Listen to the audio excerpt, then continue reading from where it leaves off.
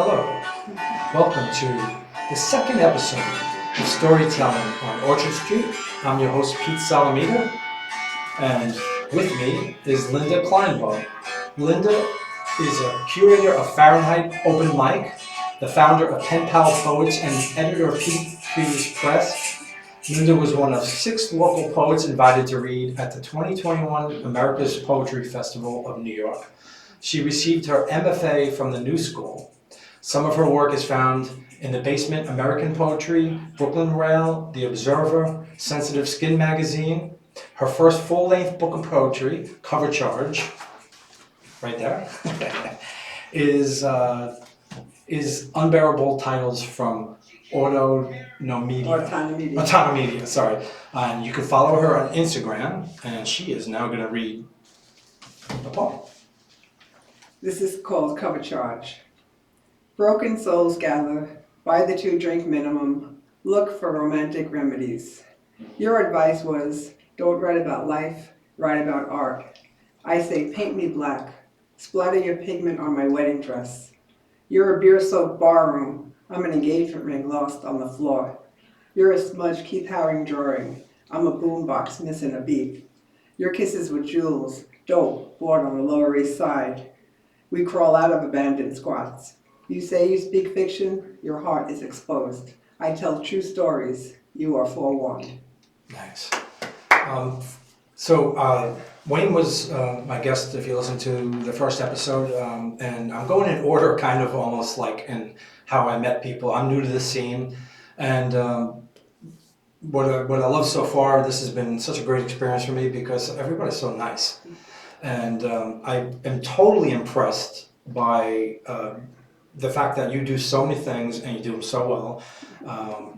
And you're great at organizing all these events. But before we get to some more details about you, your art and everything else, I have no idea, where did you grow up? I'm a Queens girl. I grew up in Maspeth, Queens, and I moved one town over to Middle Village. I'm as Queens as it gets. Cool. I had a feeling you grew up in New York City, but I wasn't sure where. Are you still a Queens girl? Still, yes. My father grew up on 12th Street and Avenue B on the Lower East Side. Okay. And we lived in Maspeth, and he used to bring me down here in the 1970s Cool. when I was a little kid and show me his house, which was a burned out shelter of Wow. a building. And it was really frightening to come down here, but I always feel like the Lower East Side is in my blood because of that. Cool. And because you grew up in the city, you probably spent a lot of time Riding the subways and everything. Right. And I'm not going to ask you your age because it's impolite to do that with a woman, or most people actually. I'm guessing we're relatively in the same ballpark of age. Okay. We both look young and vital. So you've seen a lot in New York City. I've seen the 70s, which was awful, and I've seen it get good, and I've seen crime go down, and I've seen crime go up right now. Right now, the city's in bad shape, unfortunately. Right. I talked about this with Wayne, but back then you could be an artist and live in New York City much easier than I think you can now. Yeah, there's a housing crisis, and it's really difficult to live anywhere right now. Right. Well, one thing I noticed, I've been reading your book, and I noticed that I know you have a number of passions, gardening for one, Right. and art, you're an artist, Right. Just like Wayne is also an artist and a writer too. And I see that's really, both of those things are prominent in your writing, as well as kind of like that feeling and grit of New York City and living in New York City and going out to clubs and music. Right. And also, I don't know if I'm wrong about this, but also all those things mixed with kind of like unrequited love or looking for love. Right, sure. Yeah. Is that good? Yeah, pretty much. New York City, it does run through my poems. I am a gardener. I have a little garden in Queens, and I plant vegetables every year, so I love to dig in the dirt. It really grounds you. Right. And there is a garden element in my poems. Definitely. And yeah, who doesn't, love is like everybody's looking for love, right? Yeah, definitely. The world needs more love, right? And, I've had my ups and downs, and this book is really 12 years of my writing. I started taking classes back in 2010. And Before 2010? well, I was writing, but I was never studying writing. I was right. just a writer, and Right. I was just writing in my journals. Right. I was writing poetry. It was just like a lifelong thing? You always Always, wrote? always. Right. Yeah, it was when things got bad, I went into the notebook. Did you keep all the I journals? do. I have everything. I do have everything. Or any of the things from way back in the book? No, this goes back to 2010. So Do you ever look at your old stuff? I do, and Is it scary? I have things I have not gone back to look at even, Right. but I do. I plan to do. So when's the autobiography coming out? It's I feel like the story isn't finished yet. Right. Yeah. So, You ever think about doing that? Oh, sure, If you have definitely. journals from way back. Yeah, I feel like this is it could be autobiographical. I see that. And Yeah. but then a lot of it was some of them come out of writing prompts. They took a lot of classes over Right. time. So I'm always studying. And New York City is great because you have access to so many poets. Right. So in 2010, I took a class at Poets House, and that's where I met Star Black, and she had a big influence on me. Okay. And she was a teacher who had us make little booklets at the end of the school year. And from that, I started to, we had to make, so instead of just giving it a paper of your poems, you had to make a book of your poems. Okay. And back in 2012, I started Pink Trees Press from that class. I see. And I have all of these, they're mostly, limited runs. There was no more than maybe 20 of each, handmade books that were Right. sewn together and Sure. everything. And they're really beautiful. And, it just grew and grew from Right. that, so. So, but Cover Charge is not on Pink Trees? It is not. It's an Autonomy Media. Pink Is Trees. that also your publishing? No. So- Autonomy Media is it's a big company. They put out mostly textbooks. They do Oh. a lot of scholarly things, and Right. then they do some poetry on the side. But their textbooks. Well, how did that come about? Ron Combe is Oh. involved with them, I see. and he's been a long time. He's an Unbearable, and they put out other Unbearable titles. Okay. And the opportunity came up for him to do my book, and it took a long time, but it's really finally came together. And I really learned a lot working with him, making my book before we started to work on other books. Right. So going forward now, we're publishing at Pink Trees Press. And when did that start? Well, in 2020, the Silver Tongue Devil anthology came out, and Okay. this was the first mass-marketed Pink Trees Press book. Wow. Okay. And That's a big book. It's 100. Ryan's an Ancient Mariner was Philip Giambri's reading series. It ran for 5 years at Three of Cups Lounge, Okay. and he had over 300 features, and over 120 of them are in this book. Wow. He videotaped every single reader at his Really? club, so you can Nice. find them all on YouTube. So when Cool. you buy this book, you can look on YouTube, and you can find the people, you Great. can find videos of them, not reading maybe the poems in the book, but reading something that they read at the show. So from there, we started to publish individual poetry collections. And Philip's poems from Unending Pandemic came out in 2020. And then this year, we're really excited because we have Pauline Finley's book, Dysfunction, a play on words in the familiar. And Pauline will be the next guest in episode 3. And very soon, this is a proof, but very soon, Philip Giambri's memoir, it's a flash memoir, it's called Good Boy, Bad Boy, Better Man, is coming out. And we have some titles lined up for next year too, so we're really excited. The press has really been taking off. So it's been a whole year of poetry for me coming out of the pandemic. Not only did I get my book poem, Right. but I'm helping other You're things really to come busy, out. aren't you? I'm so busy. When do you sleep? I'm very busy. I don't sleep too much. Oh. You look like you have a lot of energy. I am a Gemini, so I got Yeah. 2 people inside me. Like this weekend, I was totally blown away by all the things you did. Yeah, I was pretty tired on Monday. Oh, you had to. But no, it's good. It's a And blessing. It's by the way, really a you're blessing. great at organizing these events. Yeah, I'm always been like, when I was a little kid, I was the one like in the street saying, "Come on, kids, let's play hide and Right, seek," okay, you know. And right. I was always so. It's just something in me. Was that a part of your past life and jobs, or? I was a Cub Scout leader for 6 years. Okay. I was head of the PTA when my kids were in high school. Yeah, how many kids do you have? 2 boys, they're grown up now. Where are they? In New York still. Okay. Still in New York, but they're not poets or anything. Okay. So, Any kind of art? well, my son was playing the drums, so like Oh. you say, he got the music bug. And my Right. other son is a big sports nut, so Okay. yeah. My son, I have a son too, he's going to be 19. I'm a drummer, and now I'm writing, and my wife's an artist and gardener and other things. So far, I don't see any of that in him, but we'll see what happens. It's interesting what gets passed along to the kids. Right. You think you're passing all of your gifts to them, and then, they turn around and they're like, gardening, I don't want to get dirty. Right, right. Well, the one thing that did get passed on is I'm also a chef, or was a chef. I'm not doing it right now. And he loves foods. I'm not sure about cooking part of it, but how do you feel about reading something else? Okay.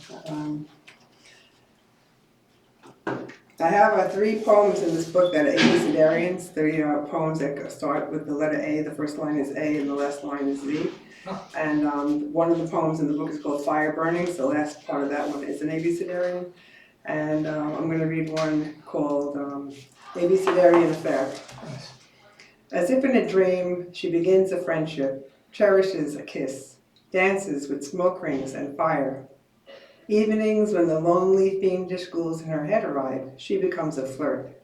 Intense conversation, just a harmless kiss.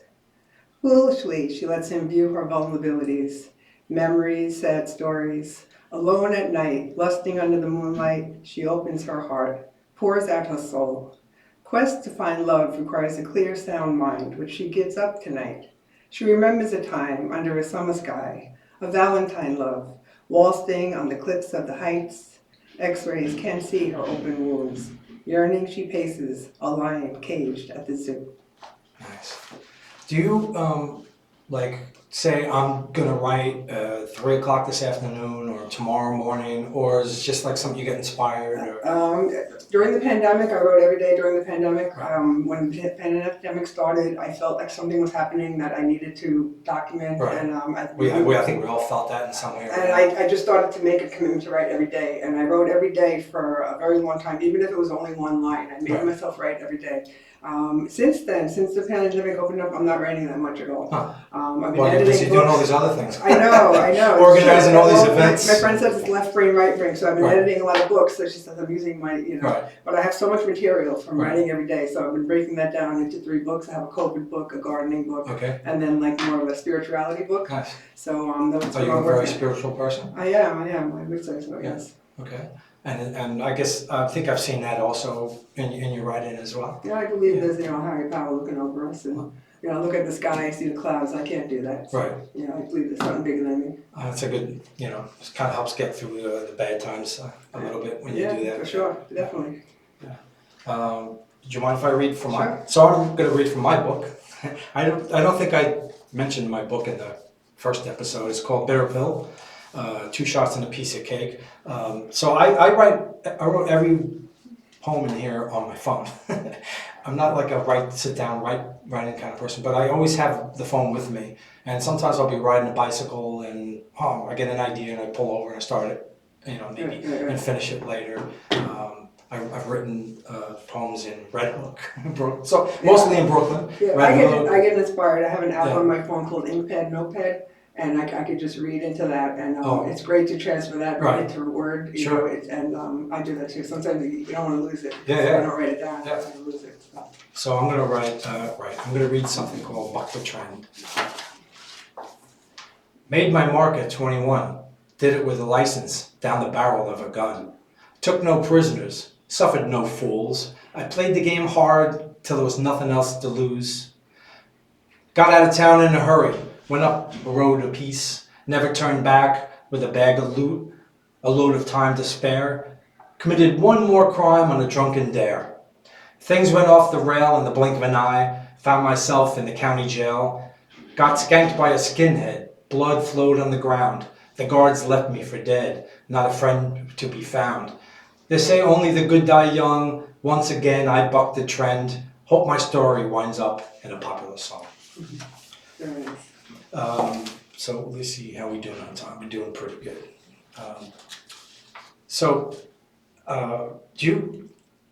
What do you get? I mean, I don't want to say that. What do you get out of? But I see you're really very active, really in promoting a lot of everybody else and other people's works and doing these events. And you're very generous and I felt very welcomed at your events, and they're great events. You want to talk about that? I guess when I Tell, got in, tell the audience the name of. I run an open mic called Fahrenheit Open Mic. We have a show at 6 and B Community Garden, which Oh, is it's a beautiful space. on the It's a great corner place to do on the reading. corner of 6th Street and Avenue B on the Lower East Side. So we have our last show on September 18th, this Sunday, from 2 to 5. It's a open mic where we have musicians and I hope this gets aired before then. and everybody gets 4 minutes, and we really let everybody get up to the mic. And when I got into the community, it was very welcoming to me. Yeah. So I feel like I'm just passing along the spirit that welcomed me. It's a into great it. way to spend an afternoon, and the people that come, they're so New York. Like that event is so New York. I went to the new school, and I never really intended to read my work out loud. Right. And when we It takes a little guts like that, but the first time, right? The how first nervous you time, were. the teacher's like, okay, now everybody, going to go around in a circle and read your work. I'm like, read my work out loud, what, And we had to read our poem and then pass it to the person next to us. And I read my poem and I was so nervous, and then I passed it to the person next to me and they read it. And I found out afterwards they were a champion slam poet. Oh, no. And they read my poem and I said, wow, it sounds really good when you read it like that. Yeah. And it was just eye-opening to me. Right. And so, that was my introduction. And then I've been reading it now, since 2010, I would say. So, it's a lot of practice. So Sure. I get a lot more comfortable the more that you do it. And by the way, Saturday. Fahrenheit Open Mic on Saturday, Right. 2 o'clock to 5 o'clock. So come on down. I feel like that you can't get that anywhere else in this country. Like it's so New York, like I said earlier, and the wide range of people that read and play music. Yeah, we're really lucky how that very high quality people come out. And the first time I was there, I had a couple from Brazil that somebody must have just met. And they were musicians. We got musicians who were really talented, and it's always a lot of fun. Right. And it's a place that all ages can participate in. I mean, you've had people perform there in up to their 90s. Oh yeah, we do, and we try to keep it family friendly, but you never know what comes out of it. Yes. We promote free speech, so we don't want to censor anybody. Right. But for the most part, it is family friendly. Yeah. And, I like the fact that there's a home for all ages and respect for people as the older crowd that get to come to this too. Like they have stories to tell. And they need to be listened to. And they know the history of the poetry scene that, I'm just, I don't know, what happened in the 1960s. The poetry scene and New York City and the East Village. Exactly, and all that. so, everybody has an important voice. Yeah, that's great. And what happens when the weather changes? Where's it going to be? We used to have a venue indoors at a bar called Black and White, and it was great. It was a monthly series, and I started that in 2018 with Jennifer Juno. And unfortunately, during the pandemic, the venue closed, and so many venues have closed. So it's really difficult to find an indoor venue. Oh. So in the fall, Pink Trees Press, we're going to have 2 book launches. We'll have Pauline Finley's book launch on October 2nd. October 2nd at Theater 555. Right. At 7 p.m. Everybody's welcome to that. That's for her. This wonderful book. She's so talented. She's great. And then we're still working out the plans, but we're hoping to have a book party this year for Philip Johnry's book. Awesome. Good Boy, Bad Philip, Boy. I hope Philip will be. Man. So we're doing book parties, and then next year we have more book coming out. So I'm not really sure about the open mic. It might go on hiatus for a little while. So if I come across a place you want me to suggest. Oh sure, and the people have done that. But one of the things I do is I take a picture of everybody who is in who reads for me. I'm glad you mentioned that because that picture you took of me is one of my favorite pictures of all time. I love it. I studied photography in high school and in college, so I consider myself a You're great. You're great, and that I love that photo. I'm so thankful that you took that. I've always tried to get a good shot. Yeah, and I've gotten compliments on it. Oh, great. Yeah. So, when I look at a venue, if it's not good for taking pictures, some of them have very bad lighting. Right. Then it's not really the best place for me. And then, unfortunately, a lot of the venues want a lot of money. They want you to guarantee you're going to give like $500 or drinks and tip. Sure. And sometimes my crowd doesn't buy a lot of drinks, so it's hard to say that because I can't afford to be dishing out my own. Yeah, there's got to be a place for it. We have we'll put our heads together. So I hope it continues in this fall and winter. Yeah. I want to have a place to read. Would you like to read something else? Okay. This is called Be in My Garden. I need to cleanse myself, dig myself into the dirt, sleep with daffodil bulbs, breathe earth. I remember where last season's tomatoes grew, where the strawberry patch sent its runners through the hot peppers and the eggplants. I need to feel you again, to know you like I know the dirt in my garden. I'll rake last season's leaves from you, fertilize you, rejuvenate you. I want to introduce you to the praying mantis and the ladybugs so they can defend you from parasites.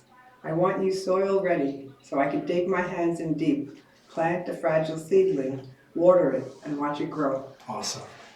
Did you write that in the garden? This is from 2010. This is, that's this is one of my oldest poems, Right, probably. okay. That I. And were you in the garden when you came up with I it? Just- had. It was the time of year I was doing gardening, so it was probably in the spring or summer. Okay. But it was a little bit more than gardening going on. You don't have any dirt under your fingernails. How do you manage that? I have 3 nail brushes at home. Oh, okay. All right. That's for sure. Anyway, I just wanted real quick to say that Pink Trees Press is yes, it's my press, but it wouldn't be possible without the help from Philip Giambri and Madeline Ottenberg and our artist in resident Linda Wilkin. They're really a big part of helping us. So it's not really a one-man show. We have a little team that works, and Linda Wilkin is the artist behind 3 of the covers on the press. Nice. She did both of these. They're both great looking covers. And she also did, so she did 2. This one, Phillips designed it. But, so we have a little bit of a team. And I also want to mention that we're having, I think I mentioned Theater 555 with Bowling. You can mention it again. October 2nd, Theater 555 with Bowling. I'll definitely be there. Yeah, so. And I guess if we get it together, I might even be reading on that one piece for Bowling. And I can't leave without saying that my book would not be possible if it were not for Ron Combe and Jim Feast and Jim Fleming. They've been really kind to me about helping get my book into the You world. deserve people to be kind to you because you're kind to other people. Well, what's good karma, I guess, what goes around. That's true. And I hope to have Philip, I asked him to be a part of this first series, but he's busy doing some film work. So maybe. I'm sure he'll do it. Yeah, I booked a studio for a couple weeks in the future. Why not read another one? We still have time. We have time. Anything you want, besides this, anything about your life that you want to talk about? You know, I'm a real New Yorker. I didn't know I had a Queens accent until my mid-40s when my children said, "You have a Queens accent?" I said, "I guess that's right." I say, "Look it," you know, look it. When something happens in New York City, it happens so fast, you have to say, "Look it," because they say, "Look at it." Right. It's on. Right. So that's just a little Queens humor for you. But I just want, I've taken a lot of classes, and being a poet in New York City, it's great to take advantage of all the opportunities, to work with, established writers when you're coming up and everything. Right. And that's really been a big influence, and I think you're never too old to stop learning. Right. So, I went back with a teacher, and we started with the haiku and nature, and that really had a big effect on my writing because I really was able to learn how to describe something in very few words, which is something I strive for. I try to be very descriptive in my writing, so just like I'm an artist and I do. It's descriptive, but it's concise. And I want people to kind of see what I'm talking about. Right. I don't want it to just be a feeling, but if you could feel and see what I'm talking about, then that makes sense. Like I got money. I did something. Yeah. So. And it's just a blessing to have the press. I don't know where the future's going to take me, honestly. Right. And we're just taking it, one day at a time right now. And we're having a lot of fun, I have to say. So coming out of the pandemic, we just want to get some good. It's good to be out and seeing people. And I just feel that we're getting good works into. We're really proud of the books that we're putting out. Right. You should be. So one more from Cover Charge. All right. Well, we might have time for more than one, but let's start with one more. All right, this is a poem that I took a class with a teacher named Dorian Lux, and she said the challenge was to write a poem that you could read forward and backwards. Oh. And this was a poem I wrote on the plane, and then it worked. Where were you going? Well, just find out. Oh, okay. And anyway, I'm going to read it forward and I'm going to read it backwards. Nice. It's called Flying to Lexington, reading Nick Flynn. I can't stop it. Skin will sag, no matter how many squats, all the crunches I do. I float above clouds. Next to me, a chubby woman sits in your seat. Not everyone gets a second chance. I'll check into the hotel alone. I'll search slumber in the vastness of a king-size bed for one. I know it is time for me to travel. You can only carry me so far. So far, you can only carry me. I know it is time for me to travel. In the vastness of a king-size bed for one, I'll search slumber. I'll check into the hotel alone. Not everyone gets a second chance. In your seat, next to me, a chubby woman sits. I float above clouds. All the crunches I do, no matter how many squats, skin will sag. I can't stop it. Wow, that's really clever. I've never, I don't know if It's a challenge for you. Yeah, that's a great, that's really cool. So, so you've done a lot in your life. I used to be a computer programmer, and I had a feeling. I was. What else? And a mother of two. Yeah. So when you were a mother, jack of all trades. right? Were you a working mother, or that came later? In the beginning, I worked until my kids were 2 and 3 years old. Right. So that was pretty challenging to do that. I wasn't really. I was writing, but I wasn't really writing that much. I started to write poetry when I was in college. I had a journal, and then my parents found the journal. What did you study in college? I was a computer science major. Oh, okay. I went to Queens College. Nice. And I took poetry classes and art classes for fun because Right. as a computer science major, you have to take physics and calculus, and it was really hard. Wow. And painting and poetry were easy. Right. So they helped bring my GPA up. Nice. And I really enjoyed. They had a great art program, and they had a great English department there. So, so during college, my parents found my journal. And they were kind of outraged by what they saw in there. And at the time, I was studying poetry, so I started to write. Why were they outraged? Oh, they was just like, typical young person, what you're doing. Right. We're going to get help for you. And oh my God, you got to stop this. And They're very conservative. I, for the most part, and I convinced them that it was all fiction. And they said, well, it's really wrong. It's written really well. So, so I started to write in poetry as a way to get my feelings out without it being so descriptive and so blunt to say, as regular prose, Uh-huh. And from there it just kind of grew, so, but writing has always been in my veins, and usually when things are the worst, I do write the most. Okay. It's really an outlet when, for dealing with a lot of things. I don't, when I can't figure something out, usually if I write about it, I'll make sense out of it. Right. So I was a musician for over 40 years in bands, a drummer. But I never really wrote. I mean, I think I was in one punk band and I wrote a couple of songs. But generally speaking, I didn't consider myself a good writer. I'm not sure if I am now either. But I started writing to get stuff out. I was having a difficult time, personal family matter, and it relieved the stress. Yeah. And then I said, well, I kind of like this. And then I started not always being about me, or if it was about me, I morphed it into something else that didn't sound like it was about me.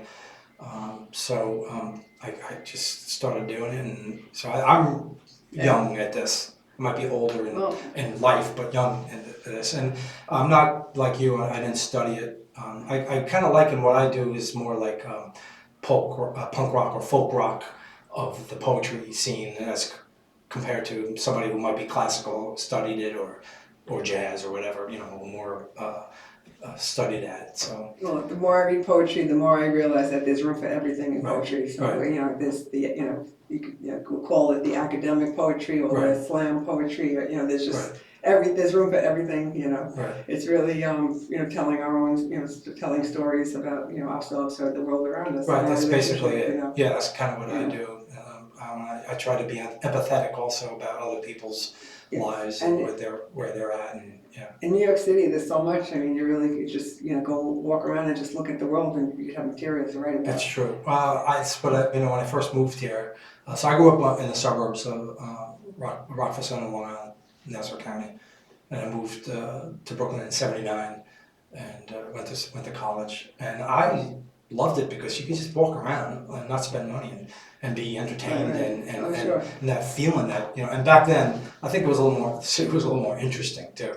It wasn't so sterile and for rich people. Right, yeah. But I mean, still, you can go to the parks now and see musicians playing out in the there's still that element. But there's a lot of good things that happened since then.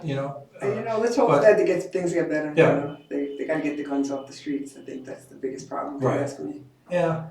It's violent, but it's not as violent as it was back then. Not yet. We're going to wait for that to happen? No, I definitely don't want that to happen. I don't want to go backwards. No, I don't want to. I don't think it will. I'm hopeful I'm hopeful that it won't. Yeah.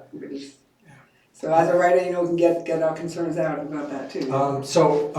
One, I'd like you to read one more before we go, if you don't mind.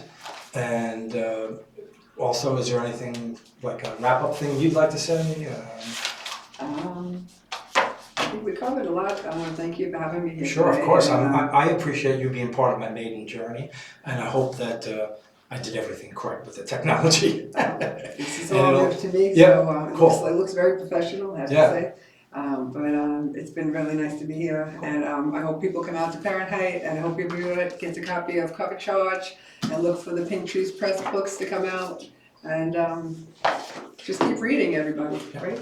Keep reading. And how can people follow? Is there any place people can follow you? You could follow me. I'm on Instagram at Linda Kleinbub, and from there you can find at Pink Trees Press. And I also have a Pen Pal Poets account, which is all the poetry events. And then I have my very first Instagram account, which is a translation of my name.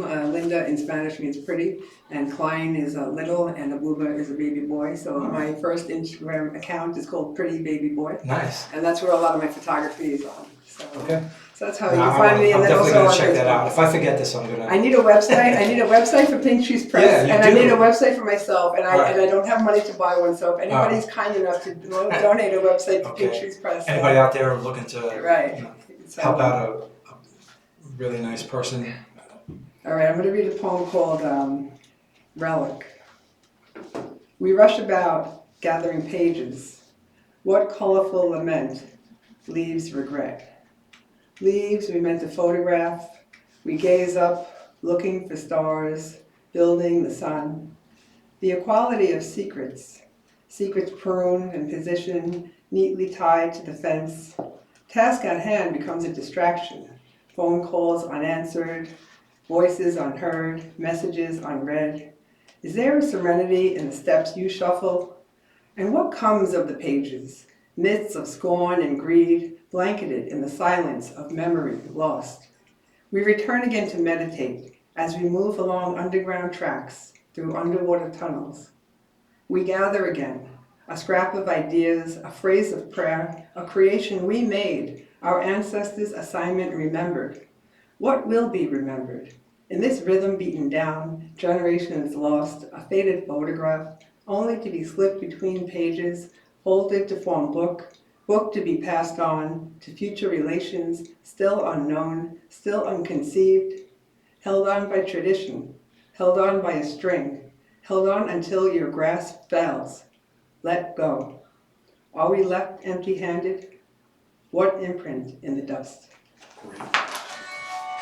Thank you, Linda. Thank you, Pete. My guest for episode 2 of Storytelling on Orchard Street in the podcast studios of P&T Knitwear, Linda Kleinbub.